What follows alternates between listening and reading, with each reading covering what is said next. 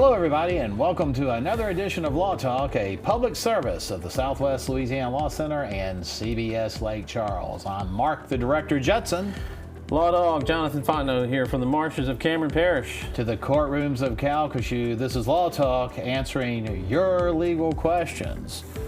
Legal question today, interdiction. Interdiction, can we get control over a person's life through the interdiction process? What do you think, LawTalk? I don't know exactly what that means. I mean, the doctor hospitalizes them, or do they? Or a really bad girlfriend wanting control. You want a control freak? Yeah.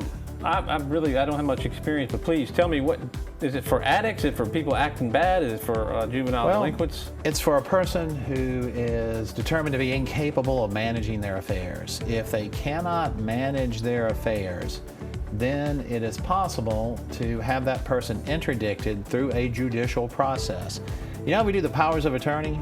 You know, so in a power of attorney, how do we go about the power of attorney? What's the normal process on that? They have to sign one in front of a notary. Got to sign. It's a voluntary act. You're voluntary putting someone in charge of your affairs, or granting someone authority to sign for you in your absence. Well, in an interdiction, there's no power of attorney, and you're forcing the person by law to have someone else manage his or her affairs. What are the grounds? I mean, I mismanage my affairs every day. Yeah. What it's not mere mismanagement. That's because you know what you're doing, you know better, but you do it anyway. In an interdiction process, you don't know any better. The person has lost the mental capability, or they no longer have mental capacity.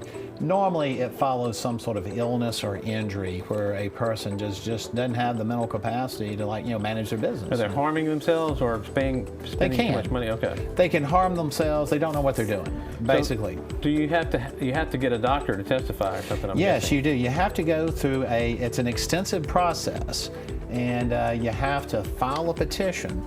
The court actually appoints a lawyer to represent the interest of Who files the petition? The person seeking the interdiction. So the petitioner, the person seeking the interdiction. I can file one against my neighbor? You could theoretically, yes. It is usually a family member or someone that is very concerned or has to have some sort of interest in the best interest of the subject of the interdiction. And the person filing the interdiction, the court appoints a lawyer to represent the interest of the interdiction. The person being interdicted? Yeah. They get a lawyer? They get a lawyer appointed. Okay. And the court-appointed lawyer, it's called a curator ad hoc. That curator ad hoc can go and he'll visit with the subject of the interdiction and have a layman's opinion if the person is, needs to be interdicted or not. And then what really is interesting is that you have to appoint a curator and an undercurator. Those are the people who are placed in charge of the interdict's property. Now, this comes to be kind of high drama when the person being interdicted has money. That happens sometimes, but usually the person being interdicted really doesn't have a lot of money, and we're really just trying to get medical access, medical decisions. Well, how do you get them to the psychiatrist? Well, you have a doctor. Usually they are already under a doctor's care if they are in mentally incapacitated or allegedly mentally incapacitated. They usually have been seen by a doctor, and you have the doctor that they've been seeing submit a written statement if it's an uncontested interdiction. If it's contested, you'll have to have the doctor come and testify. So you need medical evidence that the person is truly incapable of managing his or her affairs. And then what happens? The guys in the white coats go get them and bring them to the hospital? No, well, what happens is it's just that the curator, or the person who's bringing the interdiction, is placed in charge of that person's affairs. And so the curator is what it's called, can write checks, manage the bank account, deal with all the business dealings, make medical decisions, and stuff like that. Now, there's a big misconception that in an interdiction, the curator, or the person placed in charge, can also force the interdictee to go into like a mental institution or a mental health institution. You can't do that. They're not going to throw them in a squad car, put the cuffs on them, and just make them go somewhere to the magical institution that exists to fix everybody's mental problems. One, there is no such institution.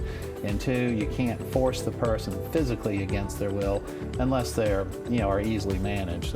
So the whole concept of someone being committed after being interdicted, that's a fallacy? Well, committed is kind of a different thing, but it is possible, but being committed is more of a extreme action, and you gotta have the facility beds have to be available.